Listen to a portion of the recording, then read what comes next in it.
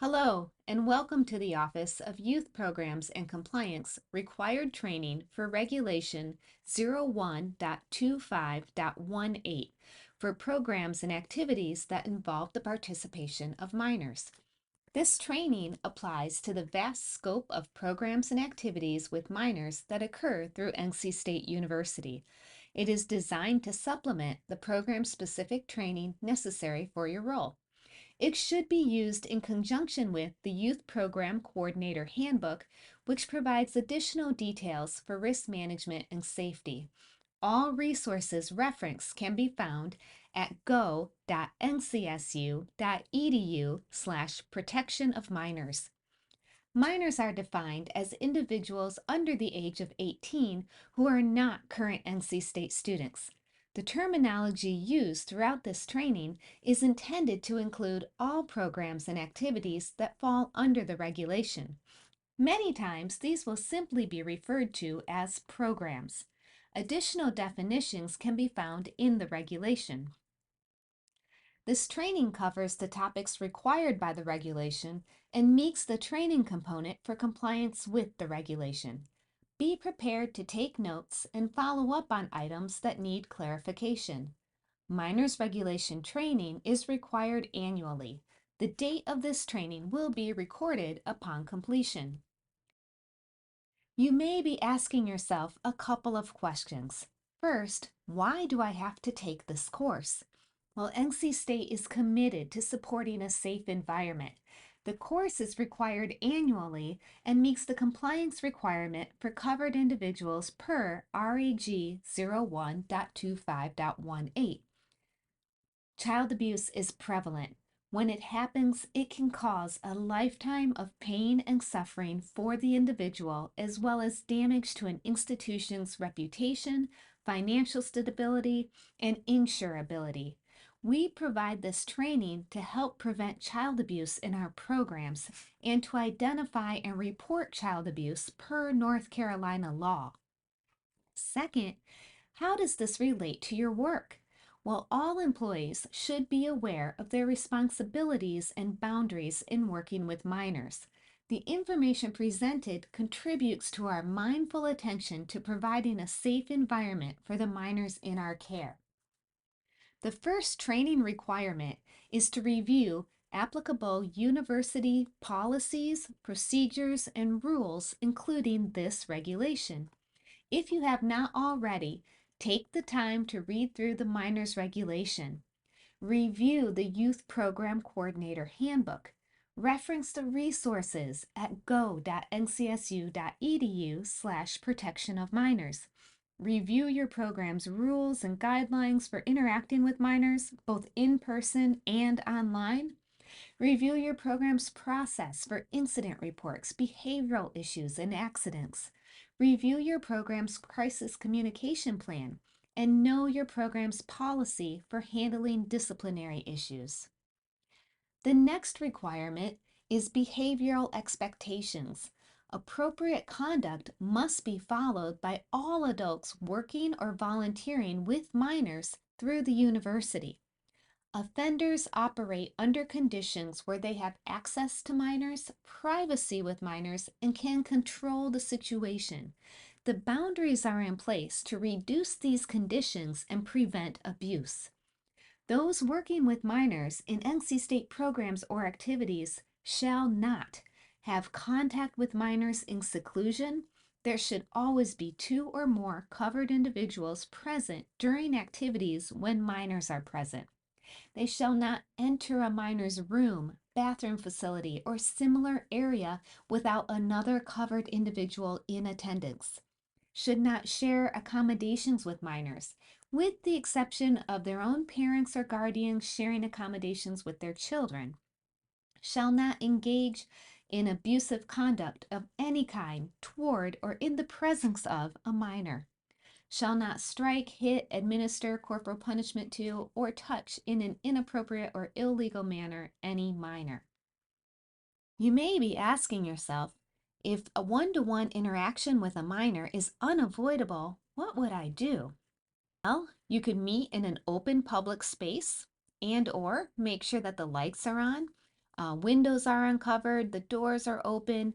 Interaction should be observable by others who could intervene if inappropriate. Let's continue with behavioral expectations. Those working with minors in NC State programs or activities shall not provide alcohol or illegal drugs to any minor. Covered individuals must also not provide prescription drugs or any medication to a minor unless specifically authorized in writing by the parent or legal guardian as being required for that minor's care. In case of emergency, individuals must call 911. Do not use a personal vehicle to transport a minor. Do not use personal text, email, or social media to communicate with minors outside of the official program. Now, avoiding the use of personal vehicles and avoiding the use of personal electronic communication are expectations that may need further review in your program practices. We'll revisit this.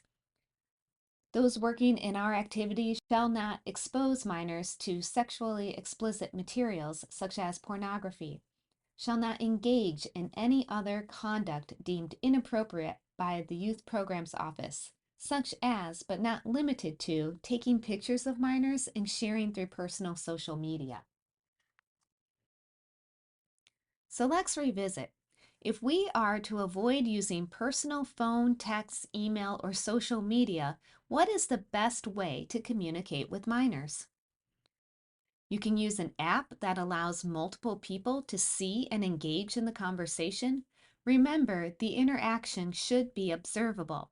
You could use an NC State or program-specific platform and credentials that are monitored by multiple program staff. Continuing, the next section will cover risk management, best practices, procedures, and guidelines for all program activities. First off, identify the areas of risk and then structure activities to avoid or mitigate the risk. Typical areas of concern include transportation, locker rooms and restrooms, electronic communication, health and medical conditions, allergic reactions, labs and fieldwork, overnight stays or transitions. Good decisions and attentive supervision can reduce the risk in these areas significantly. Refer to the Youth Program Coordinator Handbook for best practices.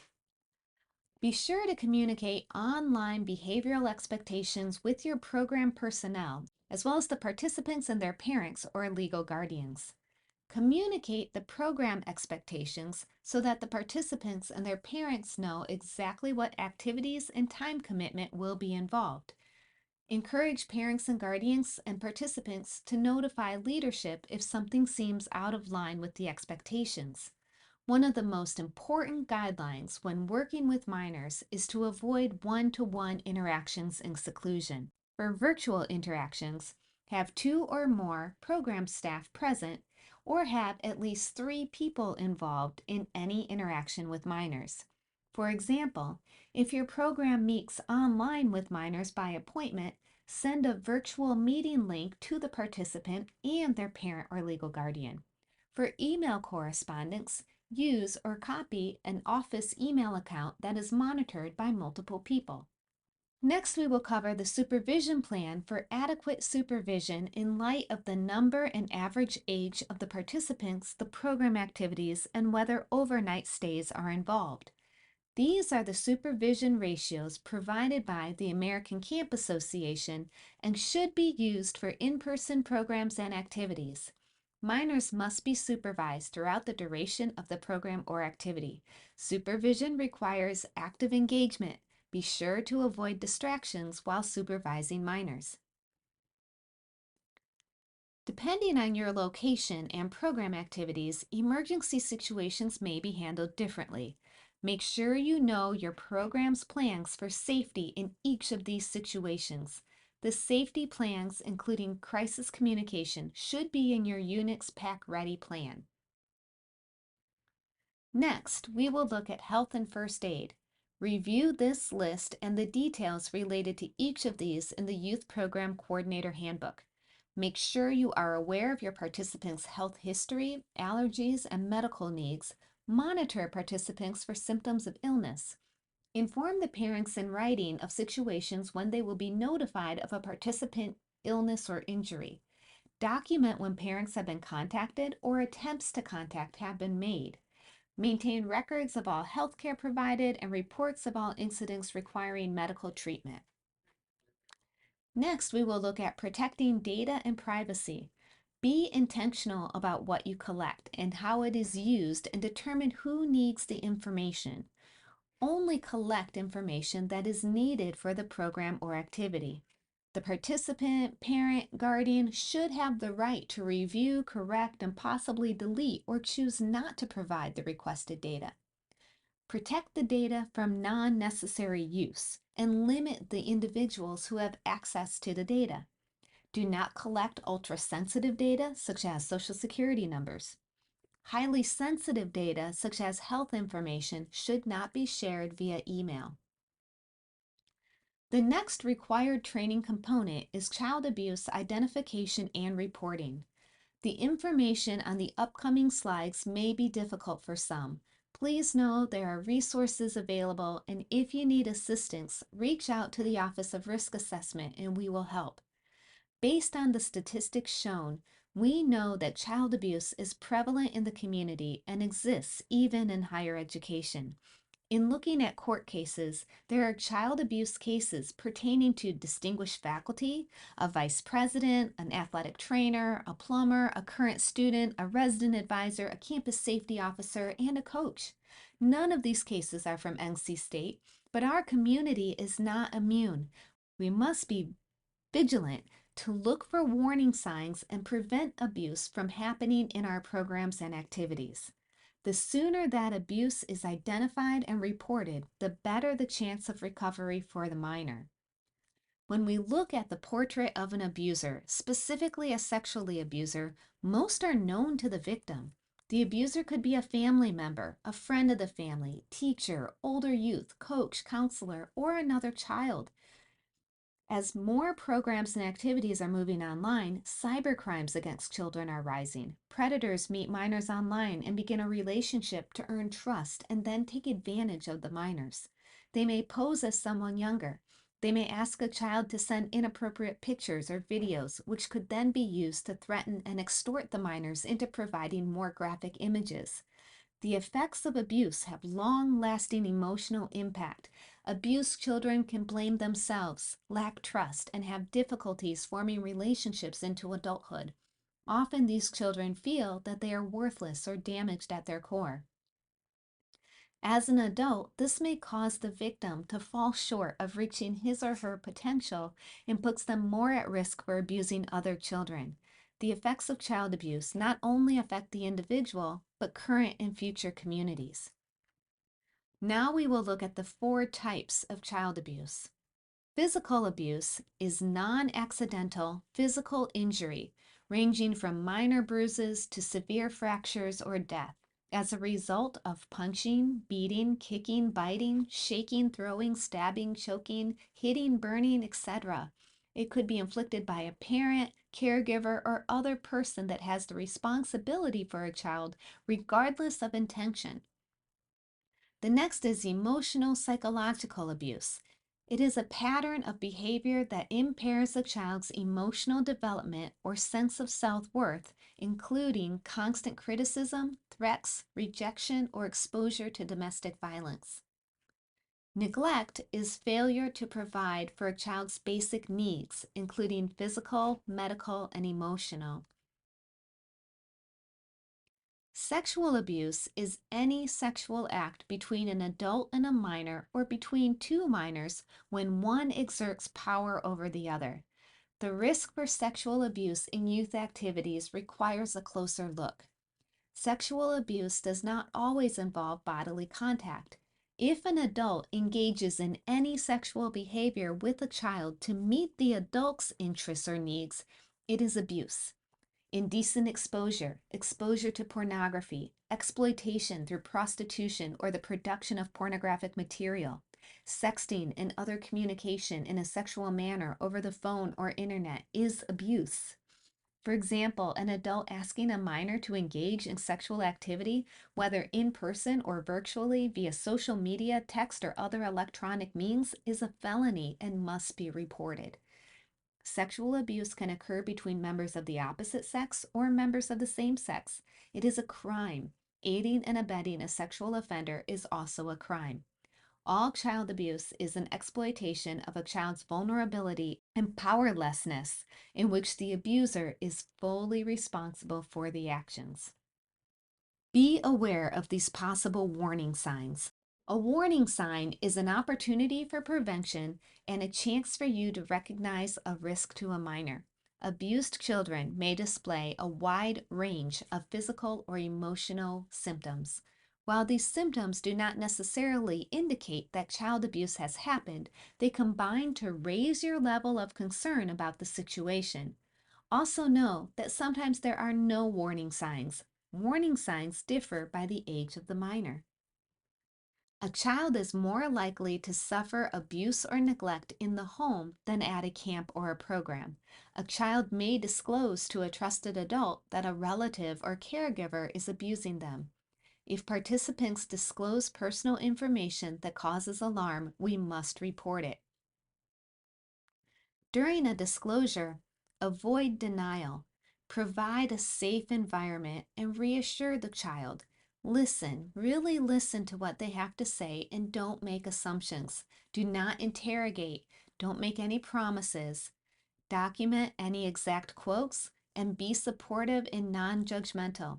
Seek advice from your leadership and ask 4 questions. What happened? Who did this to you? When did this happen? Where were you when this happened? Asking any additional questions may contaminate a case. Then always report it. Due to the sensitive nature of this type of report, it is important to maintain the highest level of confidentiality and professionalism. Our next training requirement is to review the procedures for reporting incidents of suspected abuse, neglect, or improper conduct. It is a state of North Carolina law that any person or institution who has cause to suspect that any juvenile is abused, neglected, or dependent, or has died as a result of maltreatment shall report the case to the Director of Social Services in the county where the juvenile resides or is found. If the child is a victim of a violent offense, sexual offense, or misdemeanor child abuse, the report must also be made to local law enforcement. It is a Class 1 misdemeanor to know of abuse without reporting it or to prevent such report. On NC State's campus, you must also notify University Police and the Director of Youth Programs and Compliance. Our last training requirement is to review the guidelines for protecting minors from emotional and physical abuse and neglect. We do this by respecting the rights and dignity of all individuals, embracing diversity and ensuring all practices and activities are inclusive, being alert for peer-to-peer misconduct or bullying. There is zero tolerance for bullying. It must be identified, addressed, and documented. We set expectations for participants that encourage peer-to-peer friendships but discourage intimacy or sexual behavior, and by being alert for indications that seem not right. Be sure you are aware of the procedure in place for reporting and dealing with incidents between children from the slight to the serious. If you have concerns related to a participant's behavior, another staff member's behavior, or how to report, discuss with your leadership and the Office of Youth Programs and Compliance. Thank you for your attention to the Minors Regulation Training. If you are completing the training through Reporter, your next step will be to agree to the personal boundaries for working with minors in NC State programs and activities. The system may take up to 24 hours to record your completion. Once the system updates, you will receive an email certificate. If you are viewing this training outside of Reporter, be sure to follow instructions provided through your program. All the best to you and your program.